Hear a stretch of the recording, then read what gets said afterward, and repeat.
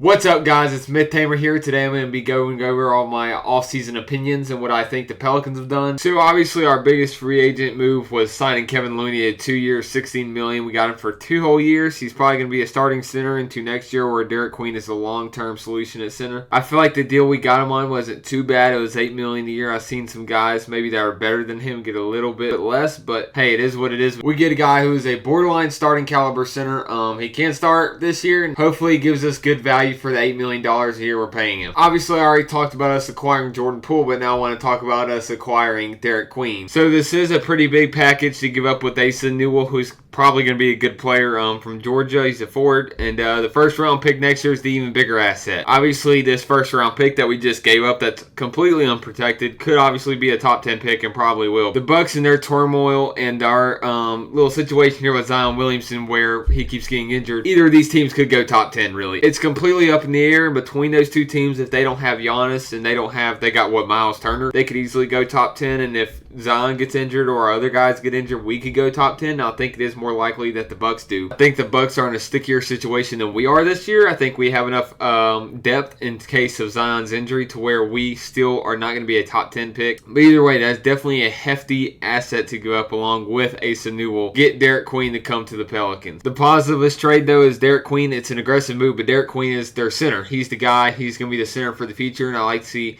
all the faith they've committed into a guy, because it's been a long time since we've committed a ton of faith into a rookie. The Pelicans also pick up Jeremiah Fears. In the meantime, he's going to be a great backup point guard. I have all the faith in the world in Jeremiah Fears. I think he's a guy who we drafted the highest since Zion Williamson, and he's a guy that can be a very good point guard in the league, and I think he's our long-term solution at point guard because DeJounte Murray is not. I think we trade Dyson Daniels away way too soon. I said that when it happened. He could have just ran the point guard, but I think we get Fears, and I think with this new regime under Joe Dumars, it's not going to be like that anymore. I think there's a lot more faith in these rookies, and Jeremiah Fears will be here to stay for a long time. I think Fears has the most upside in any player we've drafted in a very long time. I think he could be anything from Russell Westbrook to Shai Gilgeous-Alexander at his ceiling. And obviously, he has a floor as any player does, but his base I feel like is DeJounte Murray, and he can be a very good defender, a very quick guy with a quick reaction. Either way, his playing style is a little bit slow, but because the point guards they tried to draft in the past with tempo like Kyle Lewis Jr., those guys, they never panned out for the Pelicans, so they're going with a guy with a slower pace at point guard. And now with Nickel Alexander-Walker and Dyson Daniels on the same team, that's two guys it seems like we gave up on. Now they're going to have a rotation that's pretty nasty on defense that we could have easily have had if we just were patient with our guys. But I do like how the team is shaping out for this year. I think Derek Queen's going to take a bit of a back seat. I don't know what we're going to do with Yves Missi. I think he's a good change of pace from Derek Queen, but now we have Looney in the mix, who's probably going to get most of the center minutes. So I don't know what they're going to do in terms of the center rotation. So we got Micah Peavy. This is also a great pick. I didn't even think about it when we picked him, but he is a great 3-and-D guy. I was like, that's a good pick, Joe Dumars. You did your research on this one because he does shoot the ball really well, and he also defends really well. So that's the two things you need, right? He shot the ball extremely well down the stretch. He does things pretty well, and I love the pick at pick 40. I don't know if there was a better pick Joe Dumars could have made at pick 40, just because we do need wings, and it's a great value pick. Their odds are he's going to be something for us off the bench after Sadiq Bey or somebody leaves, and he's a young man too. Something I did find interesting was that Jakob Poeltl got paid 4 years, $104 million, and Miles Turner got 4 years, $107 million. Now, I think Miles Turner's worth a good amount more than Jakob Poeltl, but Jakob Poeltl definitely got his bag. Over $100 million over 4 years. He's definitely going to be the center for the Raptors for a while. They believe in him. I also want to touch on the whole Damian Lillard situation, how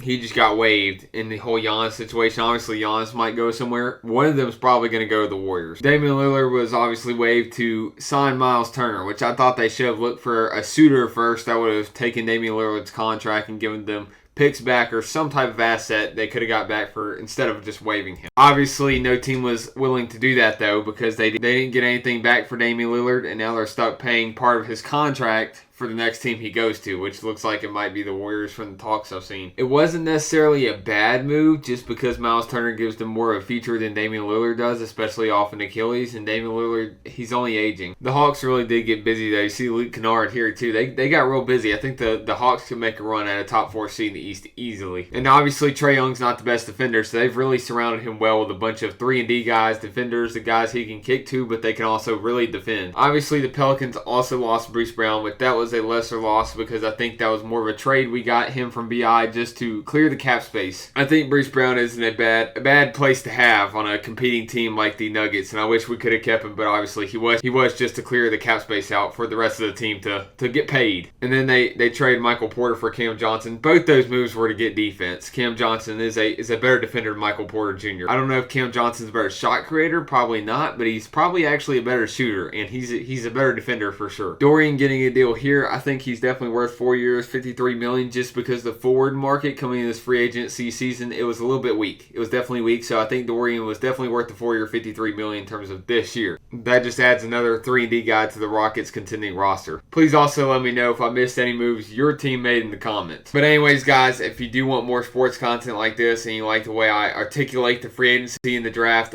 please like and subscribe and come back for more sports content later on.